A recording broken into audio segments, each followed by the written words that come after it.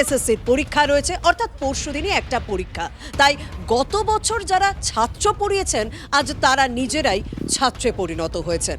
স্বাভাবিকভাবে তারা চাইছেন নিজেদের হারানো চাকরিটা যেন তেন প্রকারেণ ফিরে পেতেই হবে। আমার সঙ্গে রয়েছেন চাকরিহারা মেহবুব মণ্ডল। মেহবুব, আজকে সকালে উঠে নিশ্চয়ই একটু হলেও মনটা খারাপ হয়েছে।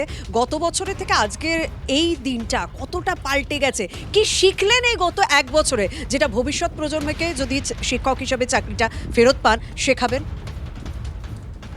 আহ, আজকে আজকে বিষণ্ণতা আজকে থেকে তৈরি হয়নি, কাল থেকেই তৈরি হয়েছে। কারণ কালকে থেকে কলিগরা ফোন করছে যে আজকে স্কুলে এসো, যদি সম্ভব হয়। বলতেও পারছি না, কারণ তোমাদের তো পরীক্ষা দিতে হবে। পুরনো মানে আগের বছরের ছবি হোয়াটসঅ্যাপে আসছে। আগের বছরের ছবি স্টুডেন্টরা পাঠাচ্ছে, তারা টিচার্স ডেকে শুভেচ্ছা জানাচ্ছে। তারা সেগুলো পাঠিয়ে তারা বলছে আজকে স্যার আসবেন, ইত্যাদি ইত্যাদি। কিন্তু আমাদের উপায় নেই যে যাই, এমন একটা পরিস্থিতি। পরশুদিন পরীক্ষা, আবার আমাকে প্রমাণ করতে হবে যে আজ থেকে 7 বছর আগে আমি এই পরীক্ষা দিয়েই একদম যোগ্যতার বলে চাকরি পেয়েছিলাম। হ্যাঁ, আমাকে আবার প্রমাণ করতে হবে যে আমি আবার যোগ্য ছিলাম, আমি আবার ফিরে আসতে পারবো।